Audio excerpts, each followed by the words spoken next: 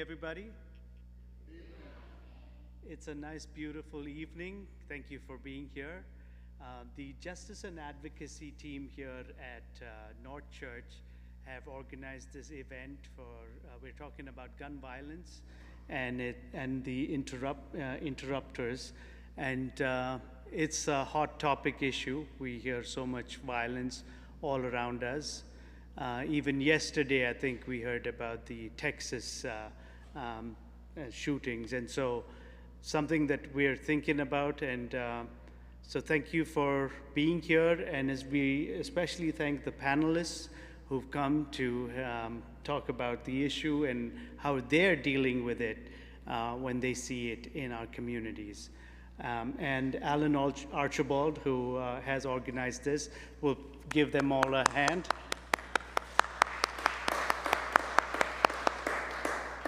Before we begin, let us start with a word of prayer. Lord, we praise you and we thank you for your loving kindness and your mercy. In spite of all that we see around us, we know that you are a good God. And we pray, Lord, as we discuss these issues, even in this, on this platform here, it might seem like a small thing, O Lord, but we know that you have the best intentions, and you use our availability, O Lord. And so we pray that in the years to come that we'll be able to deal with this issue head on so that this is defeated, O Lord. And we praise you and we thank you for the people who work on the ground, toiling day and night towards these issues, that you would protect them and guide them. We pray for wisdom for all our leaders, O Lord, that you would bring about a change that we are looking at in our world today. Thank you again for hearing our prayers. We pray, Lord, that you'd speak to us in all that we discuss here today. In Jesus' name I pray. Amen.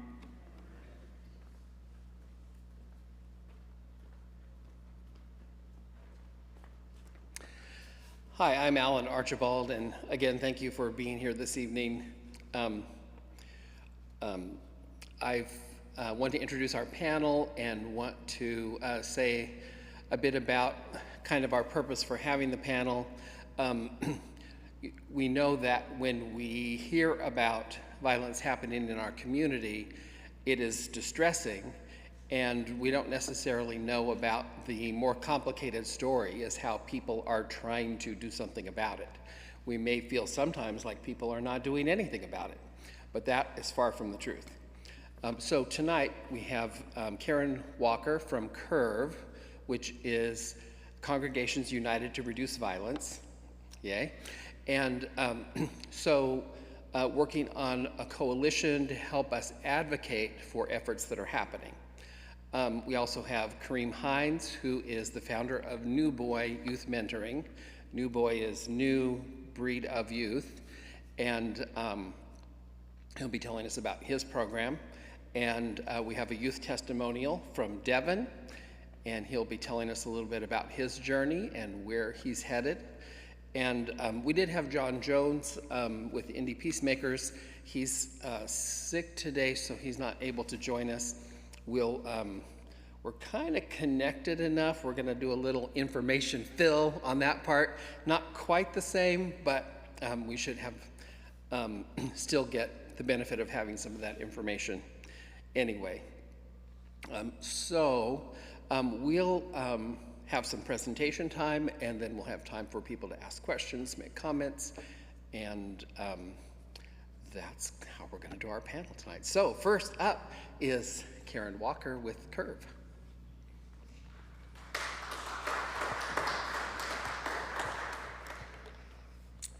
Thank you, Alan, and thank you for inviting me here. I'm really excited to see this group of passionate people.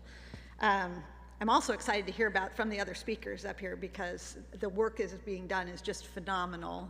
In fact, it's very easy for me to think I'm not worthy of being up here because I don't do anything near the level of work that is going on day after day.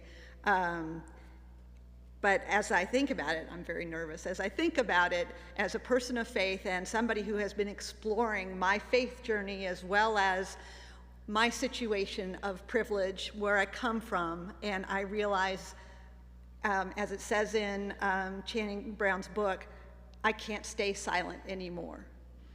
And so I'm going to take a shot at it.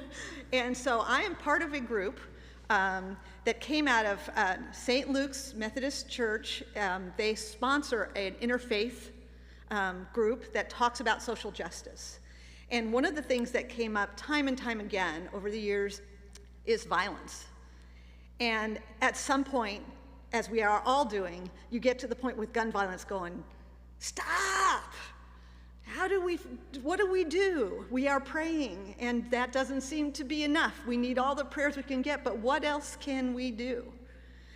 So that's what happened. Was we created this group called Curve, and we went on a journey. So I'm going to talk about that and what we discovered and what we see that's going on that's great in the city and what we can do to help support it. Okay. I don't believe I need to talk about why we're here. This was the headlines yesterday in Indianapolis. It's just tragic. This is just beyond fathomable, and we all know that. There's nothing we can say. We lift up all of those who are impacted, and we lift up everyone who is trying to make a difference in this as well. A lot of times at great personal risk. You are all in our prayers all the time. I'm not going to spend a lot of time on these. You all know that this is bigger than just the people who get shot. As critical as that is, it's not over there. It's not in some other neighborhood. It is everywhere. It impacts all of us. I think I've read studies that say at least 40% of us are close to someone who has been impacted by gun violence. 40%. And then it impacts the community. The cycle of fear, the cycle of violence just keeps spiraling worse and worse. We all know this. So we decided to dive in. We decided to say, well, okay, what can we learn? What is going on? What can we, sitting up here, and we're mostly North Siders, East Siders in this group so far, what can we do? And the first thing we learned is how complex gun violence is. It is an amazingly complex set of behaviors and incidents that I don't know how anybody who's trying to manage that as a whole can possibly even do it. I mean, between street gun violence, domestic violence, suicide, mass shootings, school shootings, wrongful police shootings, unsecured gun incidents. They try and call them accidents. I prefer unsecured guns. Those all have their own factors. Those all have their own deep root causes. There are little bits of difference in all of them. And all of those root causes and immediate causes must be addressed.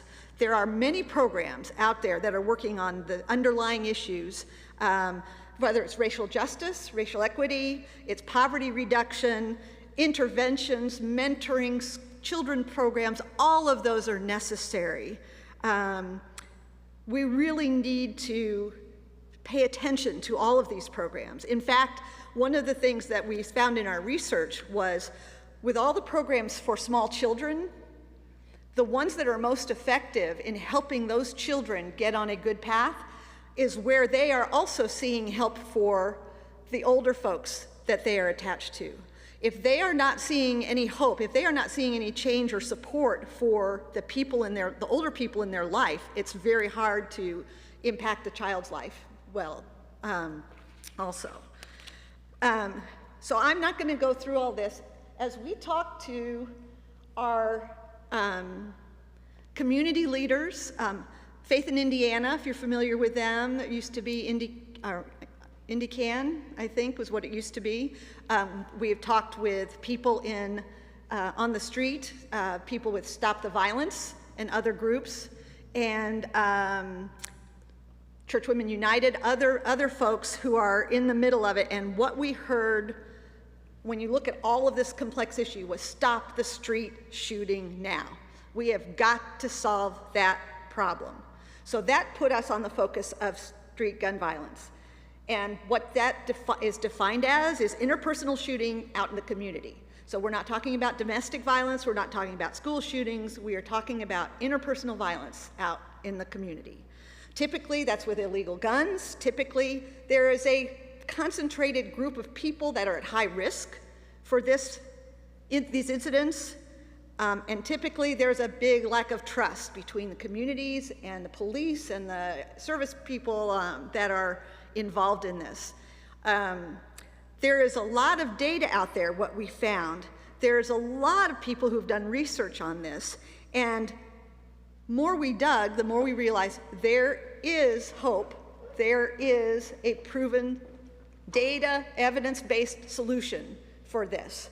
It actually effectively reduces gun violence. It has done it in other cities. It's even done it in Indianapolis in the past. And past efforts of more policing and more arrests and harder things, those haven't worked. We need to go with something that shows that it works. And that's the good news. What this is called is gun violence reduction. Okay, that's a strategy that is data-driven, so it uses the data in the community. You've spent a lot of time figuring out where you need to put your focus. It has been applied in other cities very well. It is focused on redemption. That is one of the things we loved about it in our group, that this is treating people with respect. This is treating people as they have opportunities to thrive and succeed and be safe in their neighborhoods. This is not about punishment. This is about helping people change their lives and get out of the gun culture if they want to get out of it. There will always be hardened shooters. There will always be people who choose that. And part of this strategy is to deal with them harshly, those ones that choose to be in that space. But what we have found is a vast majority of people don't really want to be in that space. They want to be safe in their homes. Okay? David Muhammad is the leader of the NICJR, the National Institute for Criminal Justice Reform. We have met with him a few times. He is in contract with the city, and he is nationally the leader of how do we implement this around. So I'm going to talk a little bit about what this is. Gun violence reduction, again, it's laser focused on people at high risk of engaging in gun violence to encourage them to choose a different path and to support them on that path. There's usually in the traditional implementation, there's 4 pillars. First one is identification of the people at high risk. That takes a lot of work to figure out who that is, where they live, and it's using data. Data is always biased. It's never totally objective, so it tries very hard to be objective on how you find the people that are at high risk. And then it's communicating with them directly and respectfully. How can we help you make a change in your life? If you don't, you're likely to be dead or in jail within a year. And then the people who choose and say, yes, I would like to get out of this, then it's setting up real support for them. It's not giving them a phone number. It says, here, call this agency. It is attaching life coaches to these people. It is giving advice. It is giving support, cutting through the red tape, all the things that they need to be able to really make a change in their lives. And then the 4th pillar is targeted enforcement. For those who choose to stay in the gun life, there are consequences. That has to be part of it, that there are consequences if they don't choose to go to change. Not everybody will take the option, but most of those who take it stay on it. Big part of it is trust. It's building trust. You've got to find trust in the community. You've got to build that trust with the services and with the police and the other agencies. This takes time. The balance is key, prevention and punishment. The other good news is Indianapolis is actually doing this. Okay, you've probably heard a little bit about this. They've been working to get the word out, which is great. And we have people here who actually work for the Indy Peace Fellowship, so she's going to keep me righteous here, so help me if I get off track here since John's not here. So the Office of Public Health and Safety and the Public Safety Foundation have gotten together as Indy Peace Fellowship, and indypeace.org is a great website where you can look up what they're all about. And what they are doing is implementing Indianapolis's chosen version of this strategy. They are working to stop the violence. And it was started partly with the American Rescue Plan dollars. They've been working towards building it full force, and it really got up to speed towards the end of last year. So the components of it are going to look very familiar to the GVRS. This slide actually comes from the Indy Peace Fellowship. I know it's small. A lot of this is in the brochures that is over there as well. They do a lot of work at identifying people who are at risk. And then there is a lot of engaging with those people and trying to help, creating a journey for them that they will be supported on to get through. And that way, they don't get lost between the cracks, okay? So the peacemakers are very, very important. There are 3 different positions in the peacemakers. One is a violence interrupter, which is as scary as it sounds. A lot of violence tends to breed more violence, revenge, etc. So it's how do you stop it before it escalates? So getting in the middle of that's a tough job. We need to pray for these people every day. The outreach workers are the ones who then engage with the people who are at high risk and help them learn about what the options are. And then the life coaches are partners with the individuals in the fellowship program to help them on that journey. So we have been hiring excellent people as fast as we can. It's a learning journey. Several cities are doing this. So it's sometimes hard to get good people, but we want people from our community that have street credibility, that can work with the people here, that know the situation, and we are hiring them, and we're trying to pay them living wages, and we are trying to make this work. This is what we want to support. We want this to keep working. This gives another little view of the kind of outreach initiatives that happen. I don't know if you would like to talk to this or not, but there's all kinds of opportunities they take. They are in schools. They are doing town halls. They are presenting, they are trying to be places where they can stop violence from happening. Okay, so this is a huge deal. This is not after the fact. This is trying to stop it before it happens.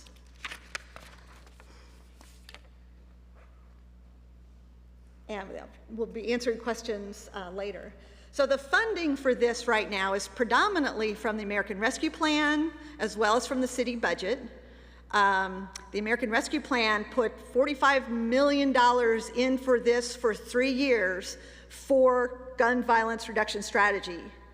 And that was targeted for that. And so Indianapolis is using it. Indianapolis is doing that. It's $15 million a year towards this strategy. That is an awesome start, but it is just a start. There's all these grants for all these programs that'll provide the services that help. We need mentors. We need programs for children. We need programs that help people with housing. Anything that brings up the quality of life, helps you get past, whether it's having an ID, whether it's transportation, housing, food. We need those programs to be fully funded and running to help everybody. What we have found is they did a study on how much dollar-wise a homicide costs in Indianapolis. Am I off late already? Go ahead and finish up. Okay. And they found that it could be up to $1 million if you could count all the impact, and I'm just talking the dollars. I'm not talking about the human life and the human potential. I'm talking about the police, the hospitals, the courts, the jails, all of those pieces. That can be $1 million per homicide. So just think, if we can reduce the homicides, how much money we would save. I'm going to go faster. We are making progress. The real good news is it is better. It's not good enough. It's kind of a long way from good enough. These, again, are numbers from Indy Peace Fellowship. We went down 16% in intentional homicides last year over the year before. That is dozens of lives that have been saved. There was a 12% decrease in non-fatal shootings. And there are dozens of people enrolled in the Peacemaker program. That changes every day, so I wasn't even going to try and guess at a number of what it is right now. But it is dozens of people who are enrolled in keeping up.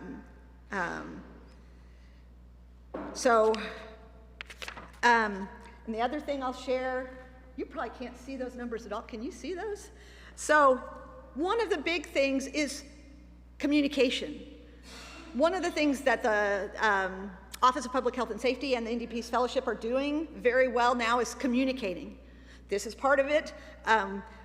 They are telling us the data. They are helping us understand what is happening. So we are learning with them so we can support them. You'll see that they're out of the 49 that have happened so far this year. Again, this is in April, so it's more than that now. But the majority are Black males. The majority are 18 to 35, and then they're actually all over the city. They're in all the different districts. The one thing that we have noted is that it is going up in teenagers, and that's why we're here. So one of the problems we have is, sorry, this is tough. I'm still going. How do we sustain this? The rescue plan dollars end next year. Cost, that's a huge deal. We have to get the city to keep doing this. We cannot say, oh, okay, it's done, stop. This has to become part of our DNA. Anytime you have a change in leadership, elections, people want to put their own stamp on it, or they have a different idea. This is evidence-based, this is data-based. We need to, as a community, say, this is what we want to see happen because this is what is working. They need a loud, loud voice. I'm probably going to skip that now. So we, as a whole community, must demand that the agencies all work together on a full, faithful implementation of this strategy. We must demand communication and accountability so that we see that it is working, and we must insist that this strategy be adopted into our culture. This is a strategy of redemption. This is a strategy of saving lives. And we want to make sure our current and future leaders fund it and execute it well. So that's our role. We decided our group can advocate. So what we are doing is trying to help the city get that word out, to say, yes, this is a program that has success. And yes, we need to build a voice. We need to be the lobbyists. We need to say, you will keep doing this. We have over 10 congregations represented so far. We have hundreds of people on Facebook. The big thing right now, we meet as often as we can with Indy Peace Fellowship, members of the city, members of the police. We don't see quite the police prosecutor coordination that we'd like to see across this. And we're also working to push for a citizens advisory council too, that would help keep them on track and make sure they keep doing this. So that is what we have decided we can do, is that advocacy. We need to help make sure the city keeps doing this. So how can anybody help? You can join us. There's a QR code in the brochure that goes right to our Facebook page. You can sign up. Keep your eyes and ears open. Learn about what's happening in the city. It's so overwhelming, but recognize that this particular piece does need to keep happening. Invite us to other organizations. We'd be happy to talk and be willing to voice your support to city leaders. We will be pointing out whether it's a law or a meeting or whatever, we will be putting out information and advertisements saying, hey, here's an opportunity to let people know what's going on. And then beyond that, find community efforts to help everybody rise up. We need all of those efforts, and everybody has strengths they can offer to help people do better. So there is forward momentum, it is hopeful, but the continued success is partly dependent on the will of the community. We have to use our voices, all of our privilege and our power to help those who haven't had it before now. Okay, I'll stop. So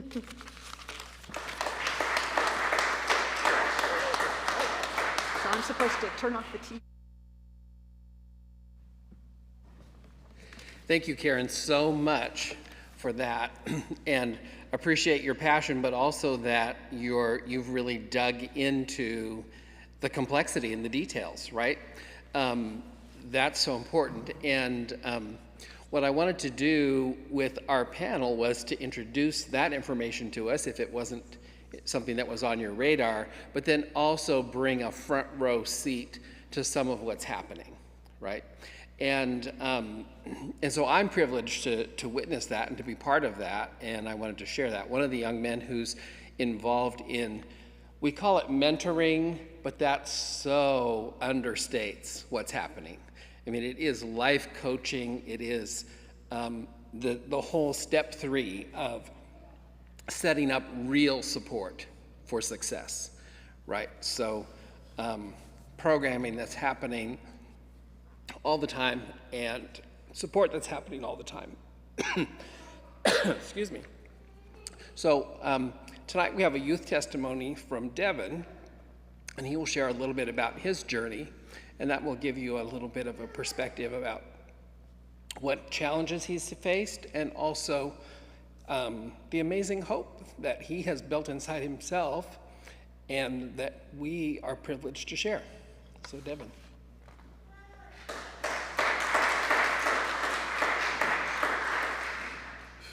So first, before I start speaking, I would just like to say thank you for having me here. And say thank you to God for having me here.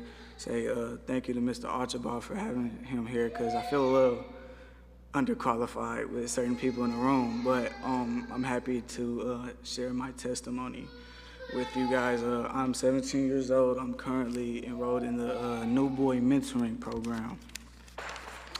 And my topic, or what I was thinking, leading up to this, of what I wanted to speak on, of what is saving me, or what has saved me, or what's helping me get away from the violence, is 2 things, which is education and community involvement.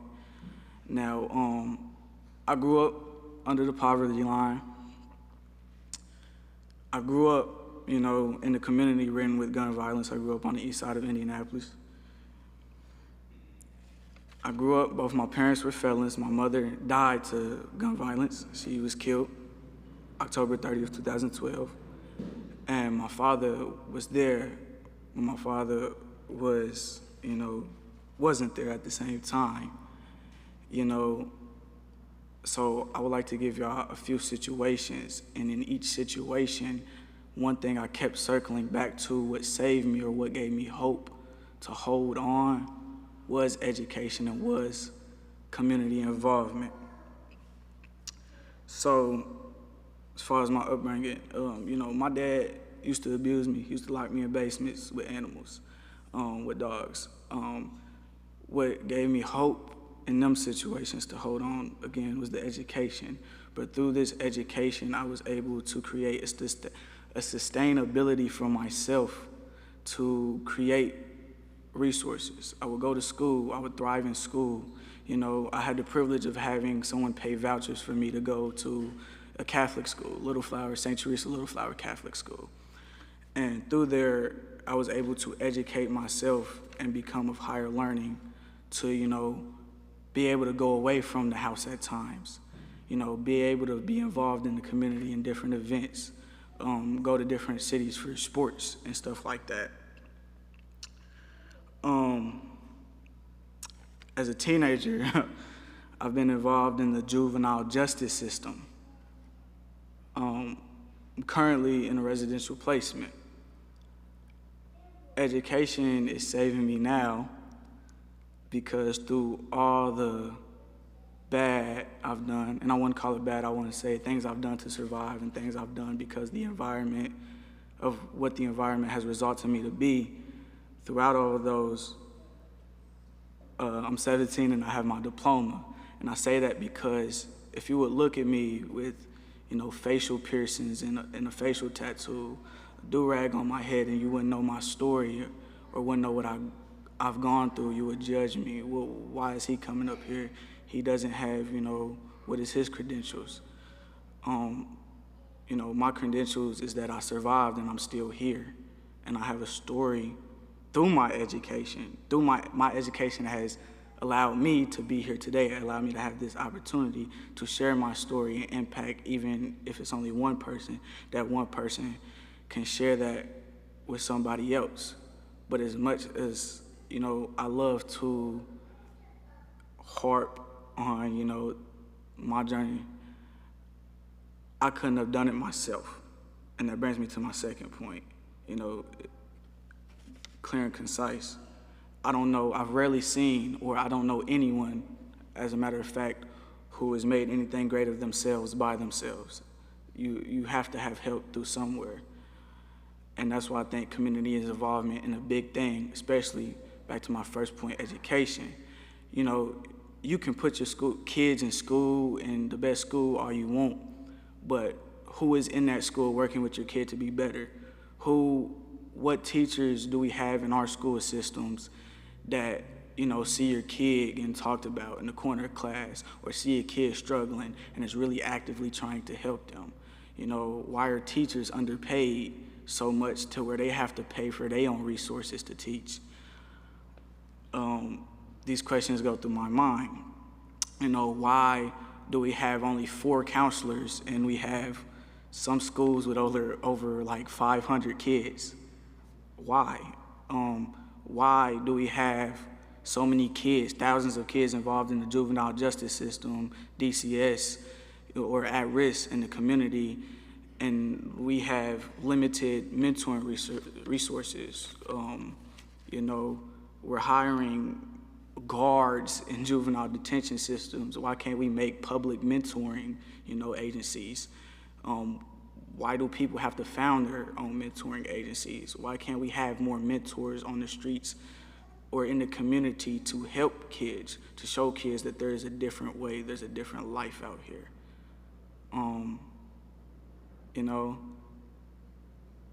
That's all I really wanted to leave you guys with.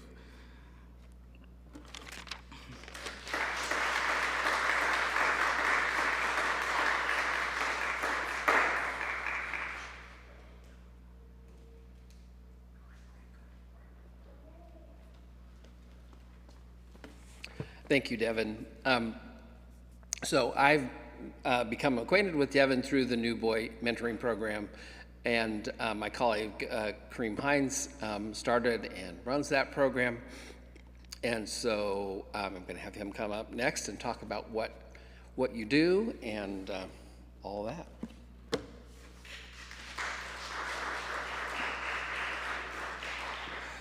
Good evening, everyone. How are you?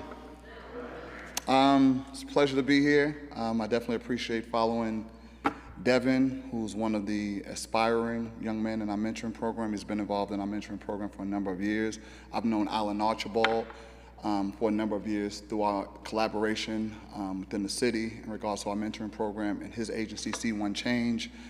We work together in a collaborative effort on a lot of different cases with young people in the city. So I'm definitely privileged to still be connected with Alan and be in this space with you guys. My name is Kareem Hines. I'm the founder of the New Boy, which is an acronym for New Breed of Youth mentoring program from Harlem, New York. You might ask yourself, well, what brought this young man from Harlem to Indianapolis? I came here when I was 19 years old, and I came with my mentor. And my mentor was a guy that I met at the Harlem YMCA. I had a dad in my life. I started martial arts at the age of 6 at the YMCA. I am a Y child. The YMCA was maybe 300 feet from the building I lived at. But my mentoring relationship, my relationship with my mentor was different than my relationship with my dad. And I had such a powerful connection to my mentor when he left the YMCA, which he was the program director. My mentor was a program director at the Harlem YMCA, moved to Indianapolis, Indiana, and became a program director at the Fall Creek YMCA. The Fall Creek YMCA used to be on 860 West 10th Street. When he left, it was a big blow to our community, huge blow. We lost our liaison to the YMCA. If you're familiar with the Y, you know the Y doesn't allow you to just come in for free. You have to pay for a day pass. In my neighborhood, kids could not afford day passes to the YMCA at all, but that was the only community organization in my neighborhood where we felt welcome and connected and safe. So when Damon Donaldson, who was my mentor, when he left, huge blow, not only to me personally, but personally to our whole community. But just to speak to the power of the relationship or the influence that he had on me, when he moved to Indianapolis, Indiana, within a year, he called me. And he said, hey, would you like to come to Indianapolis from New York? And I said, no, I definitely would not like to leave Harlem to come to Indianapolis. But he said, hey, you can come work for me at the YMCA. You can be a day camp counselor. You'll earn enough money that summer to get a car, and you could take that car back to New York City. I was sold with that. If I could come to Indianapolis and work for 4 months and come back to Harlem, New York with a car as a 19-year-old, I was sold. That never came to fruition. I did not earn enough money that summer, but I made enough connections at that YMCA. I saw something that I didn't really see in Indy when I was in New York at that age, and that was hope. And then I had my mentor with me who I knew no matter what was gonna take care of me. So I eventually made some connections in Indianapolis, Indiana. I stayed, and my reason for bringing Damon up is I knew at that time the power of a transformational relationship. I knew that this man, even though I had my biological father in my life, and I was not his biological son, if he called me to Indianapolis because of our relationship in New York City, and I felt comfortable enough through our experiences, I wanted to have that same impact on another young person. And then I wanted to take that to another level and have that same impact on hundreds of young people. Then I said, I want to start my own program, because if he can have that effect on me, how big can I take it? How many lives can I take it? So that's what kind of helped me start New Boy. I was fortunate enough to meet my wife, who is here with my kids right now, Crystal Hines, who was a teacher at School 108. My first mentoring program was at School 108. I met Miss Crystal. We started collaborating on some different things. God brought us together, because I do not think I could be doing the work I'm doing without having a partner that's doing the same work. Because there's no such thing when you mentor young people or you work within social services, there's no such thing as not bringing that work home to you, not bringing that work home. You will bring that work home. And if you're not, maybe you're not as passionate as you should be about doing the work. So God connected me with a woman like Crystal who is doing the same work. The same work. So when I look back on my journey in New York, how I got here, I'm supposed to be here. I'm supposed to be connected with somebody like Alan. I'm supposed to be trying to make a change in young people's lives, like the change that was made in my life. So anytime I get the chance to come and speak to you guys about our mentoring program, unfortunately also about the gun violence that's happening in our city, I feel privileged, because I think we can do more. I think you guys have a role, and maybe your role can be clearer. My role definitely needs to be clearer in how I can help connect or help it make sense to you, or what I can do to connect in different spaces that I'm not familiar with. So I'm really, I'm humbled to be here. I'm humbled to see Devin, who's a young person who came up here and told you about his experience, and he totally understated his experience, totally understated. Devin came to my program. I've taken a gun off of Devin. Devin has been in juvenile detention. Devin has been on these streets. Devin went to juvenile detention and was so frustrated that Devin carved a gang tattoo, or tried to, with a pen in his eye. And when I came to see him in juvenile detention, his whole face was swollen. That's how entrenched, that's just a little bit of how entrenched he was in these streets. But if you heard him, he talked to you about the trauma. So it wasn't just Devin decided to do these things. There was a lifelong history of trauma. Because I think we have a lot of adults in our lives that have failed us. A lot of young men I work with don't have Damon Donaldsons. They don't have mentors. You might have a mentor, but mentoring, like Alan said, can be a little watered down. Devin is one of the only young men that has become a part of our program and has grown within our program, but more importantly, has grown within himself. Because we can give kids all that we can give them. They still have to take that and find themselves. They have to get to that fifth stage of Maslow's hierarchy of needs called self-actualization. They have to kind of do that themselves. And you've done that. He's done that, which is why he is on his way to college. Which is why, even though he tells you that he is a resident he's placed at a residential facility, he's present in body, but he's not there in mind. He's there in body, but he's not there in mind. So he's taken everything that he's learned on these streets, within our program, and then he's kind of reframed what life looks like, what his future looks like within himself. And now he's a young man that we are hoping can be the model for other young men who are tied to these streets, who've had adverse situations in their lives, who have given up or have chosen drugs or guns or violence as a way out. Devin, as he stated to you, has chosen education as his way out. He has chosen community involvement as his way out. He's chosen poetry. He's decided to put his pain on paper and make it his purpose. And I think if we can empower and motivate other young people to do that, the statistics that she showed you on the screen, I think we'll see a vast improvement in that. But it's going to be incremental improvement. Nothing's going to happen in a year or two, unfortunately, because we've been involved in this situation for years, and it's not an Indianapolis problem. It's a nationwide problem. But I appreciate you guys having me, and I'm hoping you can learn something from me, and I can learn something from you today. Thank you so much.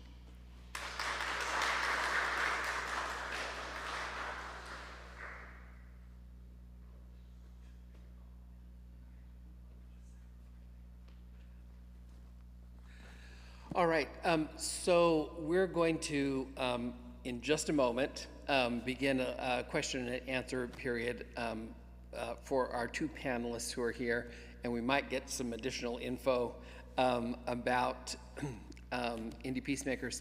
But before we do that, Kareem just introduced the idea that Devin is a poet, and he does have a poem that he's going to share with us.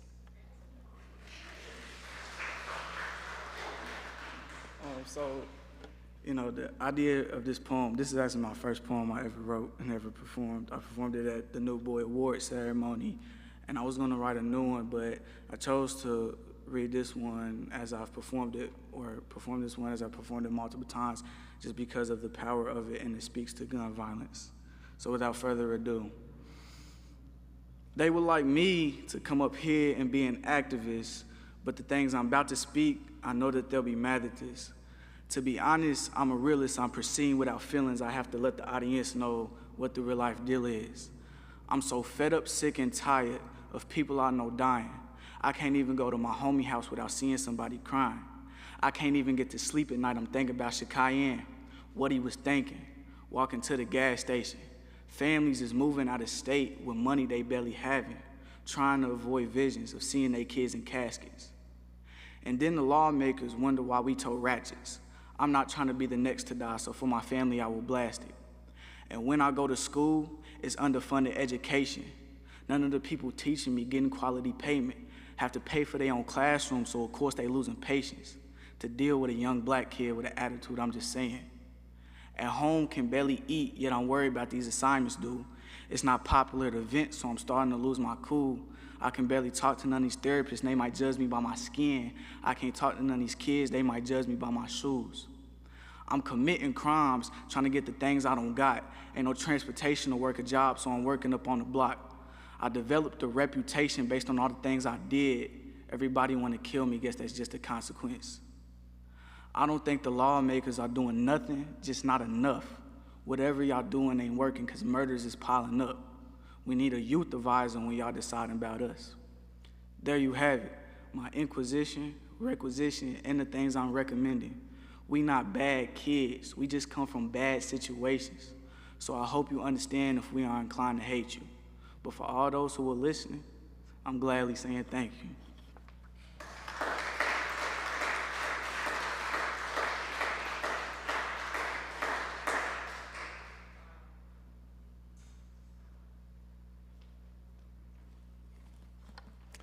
Yes, wow.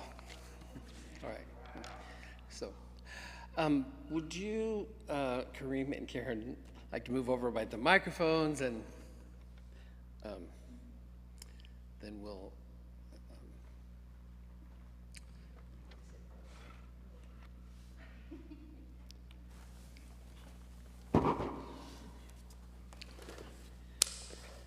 So one of the things that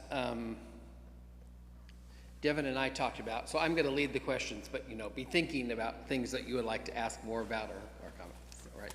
So one of the things that Devin and I talked about were,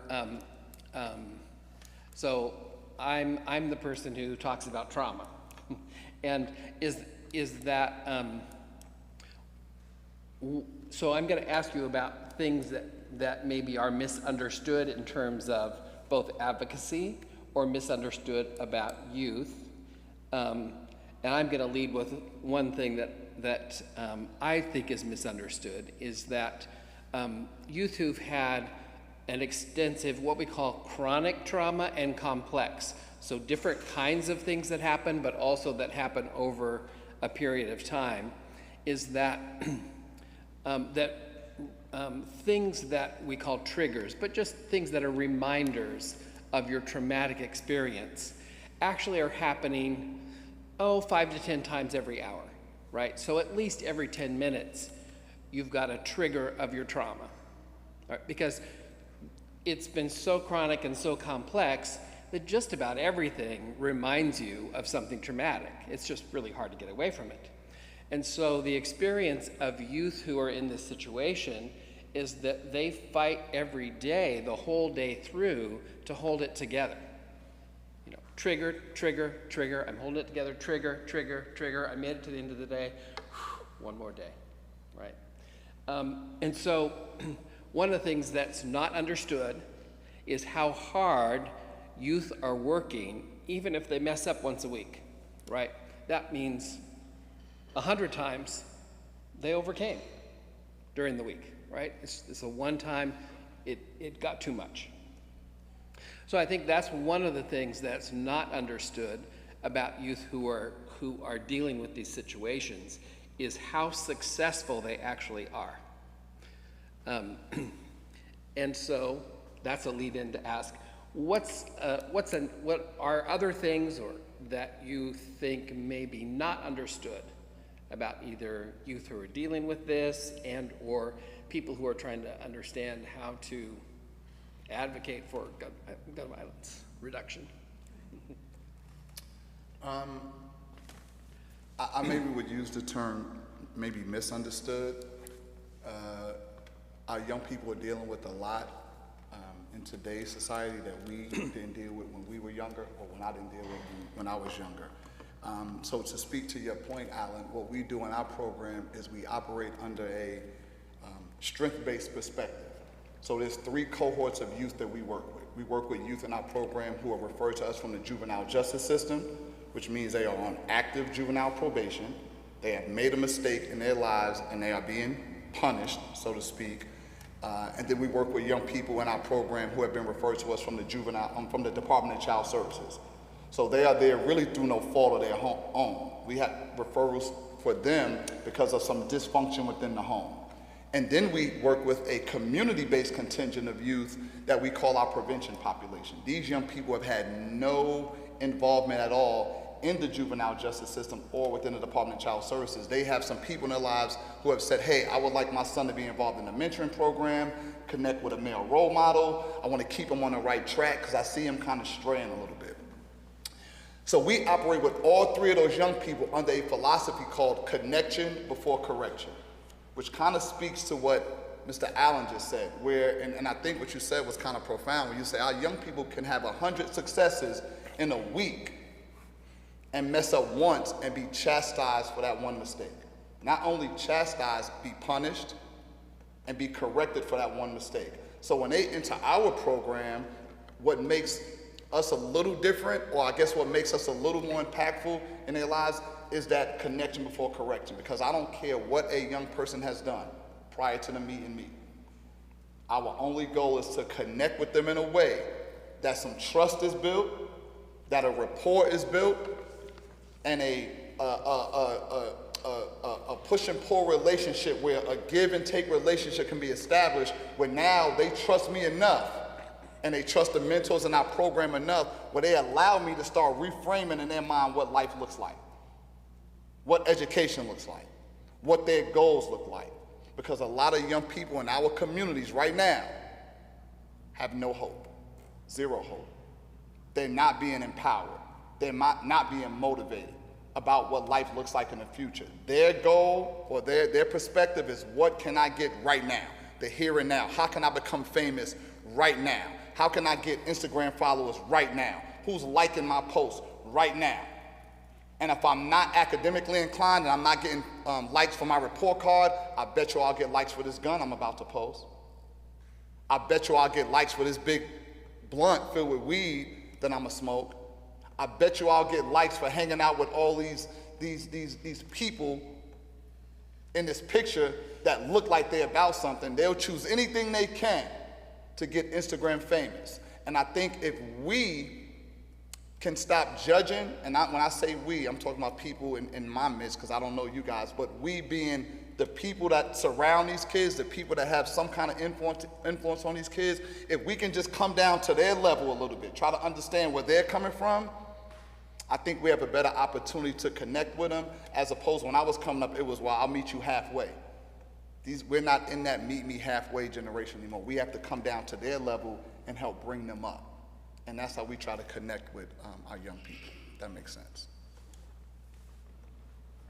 Karen, you did, I mean, it's kind of in a different spot for you, but I mean, your slide about the complexity of the problem I thought was great. And as you're advocating and talking, and maybe you already had an idea about what's misunderstood, but what do you think people misunderstand about gun violence and or the advocacy process? The complexities are there. I would say what I run into when people are mistrustful of these type programs, like why would we pay people stipends to not shoot? That should be a choice. You know, why would we put resources to these people who have made these people, I keep saying these people, it's terrible, our neighbors who have made those bad choices. And people think it's a choice. People think all these things, they don't understand at all the traumas, whether they're from your own childhood or even generational. I mean, the systemic oppression and discriminations and everything that has happened over and over and over again that has not allowed people to thrive at the same level just based on what color you are, where you were born, what class you're born into. People do not get, they say, well, I had struggles but I got over them. Okay, other people have those struggles, and they also have this oppression, this discrimination, these traumas. People don't get that, and they're working on it. We're working on that. Yes, I saw the, when the news headline about the next round of funding for violence interruption, several comments about, these liberal do-gooders spending all this money on, why don't we, and I said, you're right, why should we be experimenting with things like this? Why should we just dumping money on things that have not been proved? And, oh, wait a minute, this is an evidence-based program? Oh, never mind. Right. So I only wish that like one person would have read that, which I'm sure they didn't. But that is a point that's not understood, is that these are evidence-based, proven strategies that we're implementing. Anything that comes to mind as we're talking about things that are not understood well that you'd like to comment on?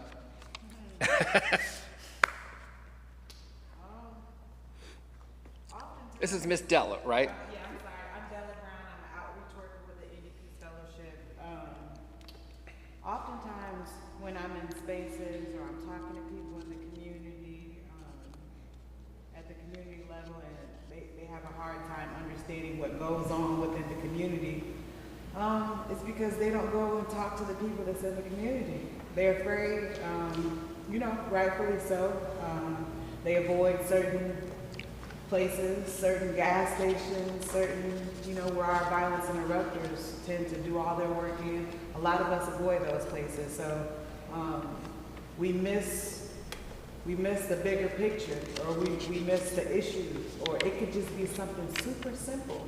If someone would just go and talk to that individual to show them that you care, because a lot of times, like, they're not in our room, they're not in these rooms. They don't come to our community meetings, they don't come to our town halls, so just being able to meet them where they are and have certain discussions with them, I think that would help everybody a lot more.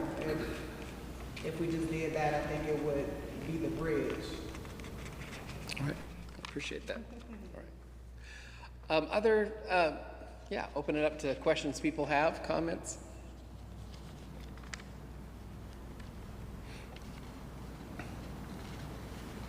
Yeah, Don. What are some of the examples of trauma? You mentioned that word. Okay. This one. Wow. Almost seems like a loaded question. Examples. Trauma can exist in so many spaces. And when you're talking about kids, what they're dealing with. So we can start in the morning where kids go to school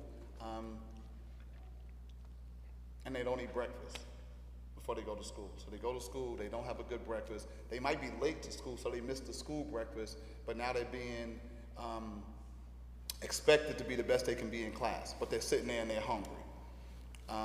That could be traumatic. You have a kid who has a dad who's not in the home. That can be traumatic. You might have a kid who doesn't have a dad in the home, and Alan or Devin spoke to it earlier, well, mom is in the home or grandma's in the home, but grandma is not present. So you can be in the home, but not present, with your child. That's trauma.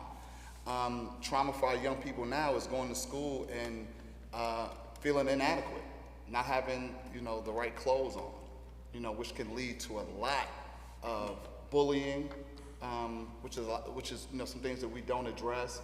Right now, I think with COVID, those 2 years of pretty much isolation, right now, that has been hugely traumatic to a lot of our kids. But there was 2 years where they lacked social development, social interaction, rigorous academic instruction, and they were expected to go back to school and be Johnny on the spot. So a lot of our kids are dealing with being in a mainstream classroom and not understanding any of the work at all. They were expected to all of a sudden grab a hold of Zoom and be Zoom experts, when some of us still are not Zoom experts. But they were expected to take the virtual learning and transition that right back into the classroom just like that. So they were academically, left behind. And that goes, that doesn't even talk about some of the things that, like, tell me your name one more time. Ms. Karen mentioned about the generational trauma. Our kids are not only dealing with the trauma that they're faced with every day, but they're dealing with mommy's trauma, daddy's trauma, granddaddy's trauma, the great-great-great-granddaddy's trauma, and they're just expected to handle it. So trauma has many different faces. It can exist in many different places. But right now with our young people, it's trauma that hasn't been dealt with. I'm losing my friends to gun violence every month. These are young people that I hang out with. These are my friends, my best friends, and they're dying violent deaths.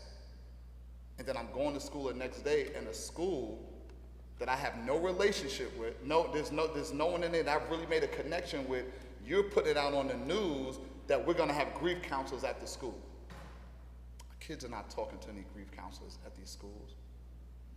Why would I talk to you about the grief that I'm experiencing from my friend getting shot when you can't even help me pass a class, or you can't even talk to me about what I'm dealing with within my own home or what I'm dealing with academically? I'm gonna come and share with you the grief and trauma that I'm dealing with from my friend getting shot.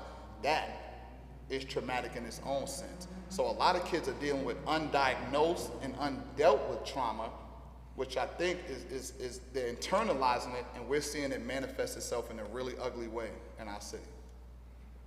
Does that make sense? Yeah, I'll say, so if you want some hard numbers, you can read about the Adverse Childhood Experiences study. which was done by Kaiser. 19,000 adults were interviewed, and it's an inductive study, not a bunch of think tank people sat around and said, what would be traumatic? They took people's poor health outcomes and said, wow, I wonder what happened to these people. And then so they went back and did a big extensive survey, and from that they narrowed it down things and then defined that. So there's 10 things. If you have 4 or more of them, you're 1,200% more likely to have a suicide attempt during your lifetime. Let that sink in. No other mitigating factors, just that one thing itself. 4 of these traumas out of the 10, and those are things like child abuse, child neglect, sexual abuse, witnessing domestic violence, having someone in the family be imprisoned, having someone with a serious mental health problem, substance abuse. Those are the kinds of things. It's no surprise, those things are traumatic for children. The second thing I would say is that trauma is event plus vulnerability, right? So if you leave a 1-week-old infant alone for 5 days, they're not gonna make it. If you leave me alone for 5 days, it's called a retreat, right? See? And the difference is vulnerability, right? As adults, it's impossible to even conjure up what it was like to be that vulnerable, right?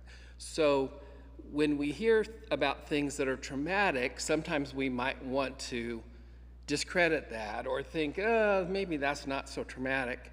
And I just caution us to do that, because very small things can be traumatic if they hit us at a point of vulnerability, if that makes sense, right? So we have hard data about it. We also, have that perspective too. So, yeah. Ellen, I totally realize that I grew up in an intact family. I had a kindergarten teacher for a month. I mean, what better situation you had? Until I got involved with people coming out of prison, I had no idea what kind of situations they had been in. How can I make myself available to people who look at me and think, oh, she's lived a life of privilege, which is totally correct. I mean, I'm willing to admit it, but how do I bridge that gap? Well, you could be up here telling us about that because you already do that. I mean, so, in a different way. But also, I mean, that's one of the really important reasons why Karen's here, is because a lot of us are not going to be having much of a relationship, if any relationship, with youth who are street involved, right? I mean, it's kind of weird that I do, but Kareem laughs. Well, it kind of is, but we can be involved in terms of advocacy, right? If we're hearing about the ways that people distrust the idea of providing violence interruption programs, if they distrust the idea of this huge investment that we're making in the direction of public safety, is it a waste of money, or is it something valuable and viable? And to be able to say, there's people in the faith community who are, gathering together to say, yes, this is critical, this is important, this is not some wild goose chase. This is something that has been extensively researched. It's, now I'm being the panelist, right? But I mean, this is what you said, like, this least understood is, how critical this particular kind of intervention is. And this is an invitation for all of us. We can all join the advocacy, right? And if that's all, that's still a lot. Is that answering? Here. Yeah. Yeah, Doctor. Good evening. Thank you all so much for your presentations. My name is Leah. I'm really interested to hear a bit more about the role of schools or the potential within schools. Unfortunately, as we know, every time a person is shot, mass trauma is created. A lot of times people think that it's just about that person or that person's immediate family, but thinking about, children in schools, every time something happens to a young person, it ripples out, right? The trauma, that classroom, you're sitting next to a student one day and the next day they're not there. Trauma for the whole school, the list goes on and on. And thanks for reminding us that, okay, students aren't going to talk to grief counselors. So then what else might be able to happen there with people they do trust? Or, what needs to happen in those spaces of mass trauma? And I hope I'm being clear about, I'm not just talking about school shootings writ large. I'm just talking about children, anywhere that Were you speaking to that or something create different? mass trauma every time a person is shot. And so if they're not connecting with grief counselors in school or some teachers, what needs to happen to address this in those spaces? So one of the things, and others may have some good answers about that, you got something to comment, is one of the things we've talked about in the circle on Wednesday just recently is part of the trauma package that kids come with before this new trauma arrives, that, of the death of an acquaintance or friend, is that betrayal has been something that children have grown up with. Is this sense of people you counted on, family members, not being there for you or promising to be there, and then it's just not what you're not being taken care of, and when you expect that, and the people closest to you are the ones who are hurting you the most. So that sense of betrayal is something you begin to carry with you everywhere. So are you going to talk to the grief counselor? No, right? Like you said, why should I trust you with anything when I've got this history of being betrayed? Now I'm at this very vulnerable point. The last person I'm going to talk to is someone else who purports to be this wonderful support, right? Because it's just triggering up that old sense of betrayal. Was that? Yeah. Yeah. You're right on it. That's what I was going to say. That's the problem. A lot of the times, youth, or not even just youth, like some of the 18 and 35-year-olds that we deal with, they've had a life full of abandonment and neglect and pushed to the side and I don't care. So it's hard to be able to break that shell and to build a trusting relationship. Sometimes it takes us months. There's people that I've been engaging with since last year and I still haven't gotten into the program because they're hard. Like it's hard for them to feel. It's like a protective instinct that they put up. So it's super tough. And the schools, it's so hard to get an MOU with the schools now and all of the stuff that's happening inside the school. Some of these kids, they'll go to school, they say they'll take a gun to school so that they can feel safe. And they're not worried about their education. They're not worried about that test or that exam they have to take because they're worried about, oh, is somebody going to do something to me? Or, it's such a complex issue. There's not one resolve for it, but just being a trusting person within be a trusting person and a loving person within yourself. And that'll just be a domino effect. So that's what I do. I take love everywhere I go. God is love. So I take love. Every single encounter I have, I want somebody to see a light in me. And if we all did that, if you did that, you did that, you did that, all of us in this room did that, that's making a change right there. But we didn't get here overnight, so it's not going to happen overnight. But just small things like that makes a huge difference. I also want to say, to your point, piggybacking on what Ms. Della said, there's a trust issue within the school system. You know, and what Ms. Della said in regards to MOU, an MOU is like a memorandum of understanding, that in order for you to be a program and come into a school, you have to sign like a contract, you know, kind of like an expectation. This is what I expect of you, and this is what we expect from the schools. I think we can start to move the needle in regards to the kids in our school systems if we were able to, as mentoring programs or community-based organizations that work with kids, were able to establish partnerships with school systems. That's simple. If schools would allow vetted mentoring programs to come into the schools and have a safe space for these kids. Because schools shut down at 3 or 4 o'clock, teachers are not coming into the community.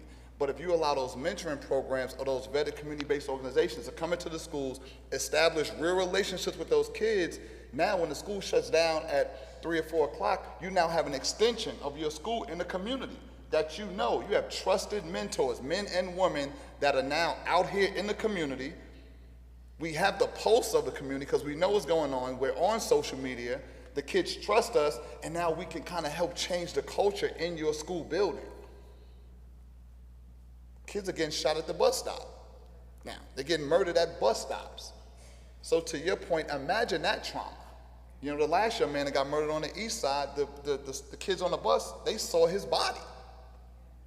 So imagine that kind of trauma. And then they are expected to go to school. So imagine if within that school, they had 1 or 2 mentors, or Mr. So-and-so, and they can just go in his room for that whole day. Young man, you take as long as you want. Young lady, you take as long as you want. You go in there with Mr. So-and-so, who you have a relationship with, and you just talk. We're going to take the rigor out of this. Schools are not allowing that. You know, there's a lot of red tape. I don't know if it's because they've been, there's been a distrust of other programs that may have come into the schools and maybe have not performed up to the level that the schools want, but I can tell you with some schools where I've experienced, there's a relationship jealousy. So if I'm dealing with a school as a teacher and I have my bachelor's and my master's degree that I went to school with, but now I haven't been able to connect with this young person, here you come as a mentor, and this young person will come and talk to you and will respect you more than they respect me, that's a problem. Because here I am, this degreed person, here you are, you might not be degreed from an academic standpoint, but you're degreed in those streets. And if you're able to connect with these kids, why not use that diverse? If it's such a multi-layered and you know, multi-dimensional problem I work with, why can't we be diverse in our solution? So a lot of schools will not allow mentors to come in because there's a jealousy factor. As a teacher, it's just it is that simple. I will not have you come in and this young man respects me more. There's some behavior interventions that can go into a classroom and control a classroom better than a teacher. Teachers don't like that. You know, I don't know how I would feel. You know, I might feel some kind of way if I'm a teacher and I went to school my whole life to be a teacher, and then you can come in this school and be here for maybe 3 or 4 months and control my classroom better than me. So maybe teacher, before you sign that MOU with the school, maybe the school should say, why don't the mentoring program come in and meet with the teachers? So we establish our relationship first with the teachers so the teachers know what we're coming in to do. But in order to do that, it's a lot of hard work, there's a lot of behind the scenes stuff that needs to be done. And if you're really not passionate about this work, and you're really not passionate about youth change, you're just trying to get a check, it'll never be done. I try to encourage people to say, tell the teacher, I'm here to make you look good, right? That I may have a stronger relationship with the child. I'm going to make you look good by that's not the answer, but that's at least, it puts it in a collaborative space, right? She's an educator. Maybe she can add a little light. First, Devin had a comment for yes. Back here. It's kind of piggybacking off of what this lady said. She said, how do I bridge a gap? Yeah. He talked about the counselors, and then at the end he said something about not just doing it for paycheck. We're gonna say like, how do you bridge the gap? Not necessarily relating to kids, or for example, like how the grief counselors can do their jobs better. Show that you care. You know, even kids who've been through extensive trauma, we're human too. we need affection too. So if you go out your way to show that you care, to show that you're not just there working for a paycheck, it benefits the kids better. The kid might want to open up to you.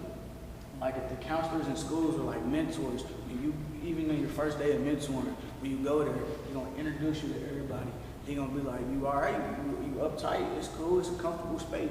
If counselors did that, like in a more active role instead of sitting in their office half the day, more kids will respond better to it. If community workers, instead of just being like, okay, we're gonna meet on this certain day and talk for an hour, maybe send a text occasionally, hey, are you all right?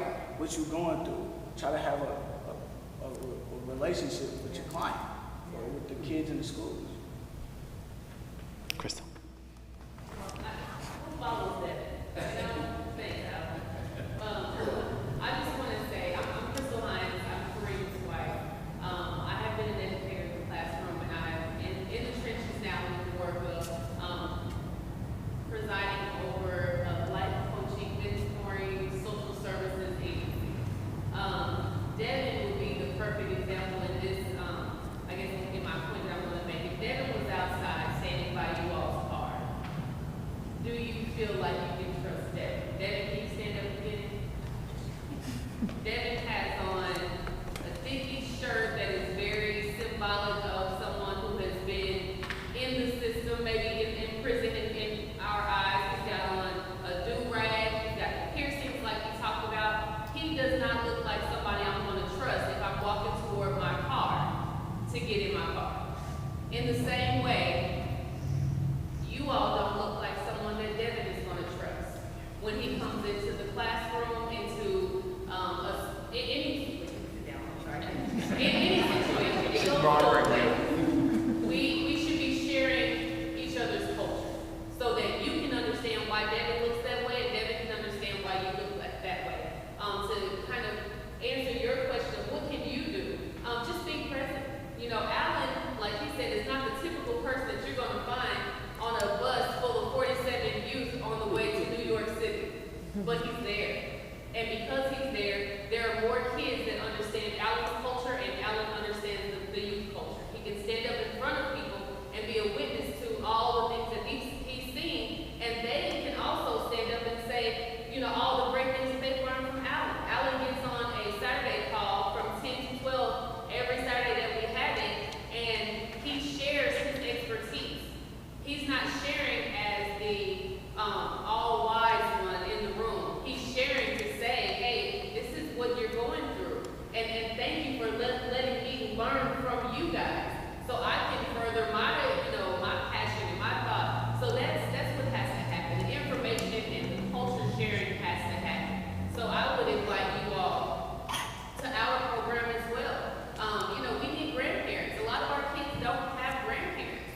A lot of our kids, are lacking their own parents, and they just need good role models. And a role model doesn't have to look exactly like them. A grandparent, somebody who was there to just, touch them on the shoulder and say, hey, how's it going today? It doesn't have to be of a shared culture. So I would say that open your minds and open yourselves up to be willing to go into those uncomfortable spaces and learn the culture and teach of your culture too, so that we can connect. And a change can be made that way. Thank you. When we had the meeting over at MLK about the situation with School 43 and where the community really wanted it to go, one of the things that just hit me in the middle of the forehead was the teachers saying, I don't have time to build bulletin board displays about all the graduates of School 43 that have done marvelous things. And I'm thinking, what if, we go over to work with tutoring and so on and so on, but what if we just, first of all, showed up in the teacher's classroom to do whatever she needed done, staple things together,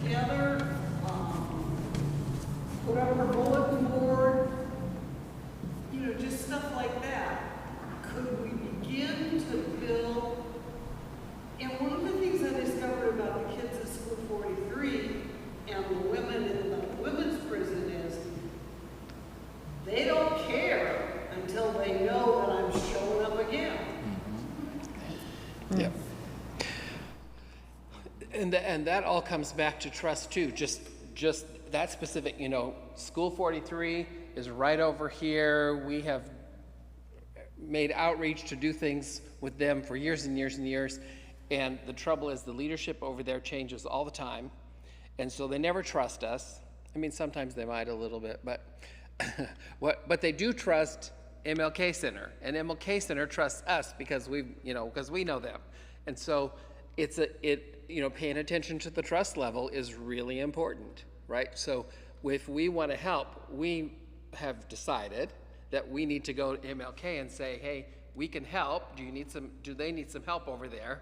You have to be the intermediate, right? So that they'll know that the help we're offering is sincere or helpful or whatever. And they don't have to build a whole new relationship with, us because I'm decided to volunteer today. But yes, there's lots of things that we can do. Yes, Carol. I was wondering how the involvement of legislators, politicians, and laws in all this. Do you have any updates on that? What do we have clarification on what the new law was that just passed? You referenced, we talked on the phone earlier. Do you remember? The governor just signed it.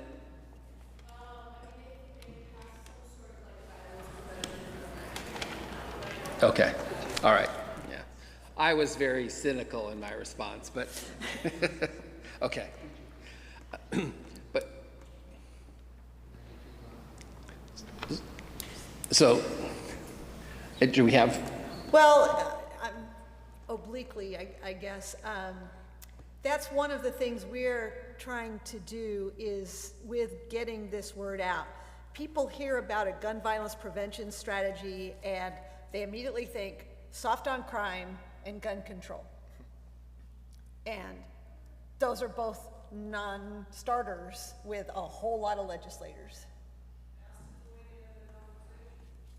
So this program is not about changing gun laws. I personally think there's a lot of changes that should happen. This program is about balance between prevention and punishment. And it's an education for legislators. It's an education for them to get out of the tribes and find this is a win-win for everybody. And they don't understand it. They cherry pick the data and want to go with their pet theory around policing. And that's where the community voice has to say no, loud enough, so it's not special interests or tribes fighting each other about this. So that's our goal. So another thing, thank you for that. Another thing that Kareem does a great job of is connecting and collaborating with everyone in the universe. Could you say a little bit about programs like CPLI and that sort of thing?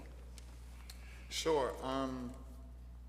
To answer your question, I think it kind of ties into the theme that we've all ascribed to, where we just have to create a larger awareness to the root causes of this problem. And there has to be a desire for the people at the top to come down. I know some of our kids see legislators, lobbyists, see politicians on TV talking about them on TV, but they never see them or have an opportunity for these same politicians to interact with the kids in person. And Alan mentioned CPLI, which is a Children's Policy Law Initiative headed by Janae Hanger. They're one organization that has come to our program, New Boy, and has allowed young people to be at the table in regards to helping to change policy, helping to advocate and speak on laws that are being created for them, but they don't have a voice in these laws or policies being created that ultimately affect them and their families. So through their involvement in the Children's Policy Law Initiative, Janae Hanger has a monthly session where the kids are able to develop these projects. They're able to come up with these different models of what they feel about community policing, legislation, and they being CPLI, invite legislators and lobbyists, and they invite the governor, the mayor, people from the city council to come down, hear these young people talk about issues that they're dealing with in their communities, in their homes, in the school systems. The legislators, the lobbyists, the politicians, the politicians, are able to see in real time not only what they're doing with CPLI, but after the official presentation is done, they get a chance to just interact and just introduce themselves to these kids, and these kids get a chance to put kind of a story or a relationship with the name. And I just wish that was more prevalent in more of the urban communities, where these politicians would get from behind these podiums and these news cameras and come to interact with these kids on a real level. I think it all goes back to just relationship building. That would be huge. Devin, I think you had something? You said having legislation and stuff like that involved in this. Like, for an example, I think it was last year or the year before that, there was a law signed that any 18-year-old can carry a firearm without a license, without a permit. But when you're 18, you can't even buy alcohol or tobacco.